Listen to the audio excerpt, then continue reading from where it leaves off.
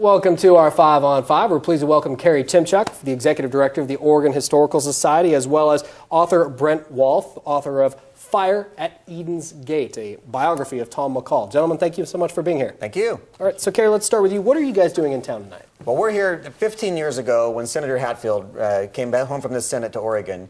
He created with the Oregon Historical Society the Marco Hatfield Distinguished Historians Forum. And every year for the last 15 years, we've brought 3 or 4 or 5 historians, biographers a year to Portland to give a lecture. And it was Senator Hatfield's dream to spread this forum around the state. So this year, we're doing it for the first time, and we're here tonight in Ashland at 7 o'clock for the very first Marco Hatfield Distinguished Historians Forum outside of Portland.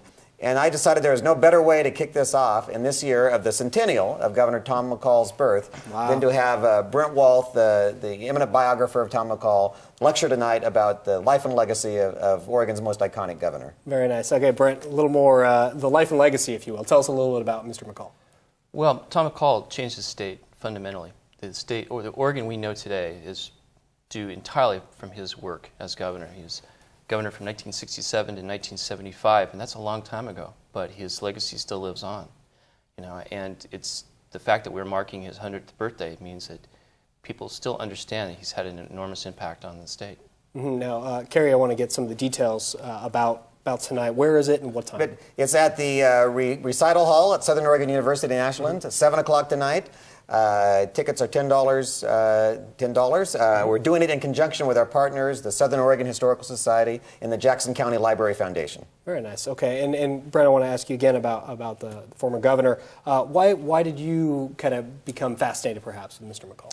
Well, I'm an Oregon native. I grew up here. I was a political reporter, covered the state capitol, and everywhere I turned, I was always hearing stories about the influence McCall had had. Of course, I knew who he was, having grown up while he was governor. And I realized no one had written a book about him, and I decided just to do some research, and I wrote this to understand the environmental legacy of land use planning, of cleaning up rivers, protecting the air, and also a social legacy of making sure that Oregon was the most sustainable, most livable state it could possibly be. And that was his legacy, and we're still living with that today. Very nice. All right, we're going to take a quick break, gentlemen. We'll be right back. Welcome to our 5 on 5. We're pleased to be joined by Kerry Tymchuck from the Oregon Historical Society, as well as author Brent Walth, the author of Fire at Eden's Gate, a biography of former Governor Tom McCall. Kerry, we'll start with you. We talked about this event going on tonight at SOU in just a couple of hours. Why is it so rare that, or what's so special about tonight's event that you'd like people to know? Well, this is the first Marco Hatfield Distinguished Historians Forum that we've done outside of the Portland area. For 15 years, we've been bringing the nation's leading historians to Portland, and now we wanted to bring them out into other parts of Oregon because we are the Oregon Historical Society.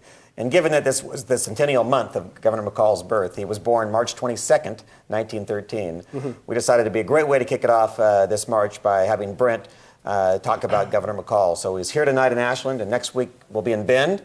And then we have a program in Portland on the eve of McCall's 100th birthday with former Governor Tia and others reflecting on Governor McCall. So you are going to other parts. I was going to ask, why is SOU in Ashland so lucky?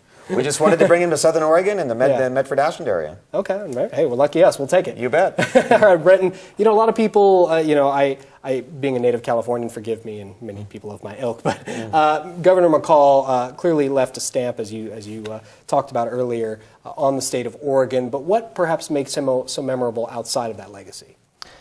He was that rare thing as a politician who was always willing to speak his mind. He was courageous. He did what he thought was best, even though it might not be popular.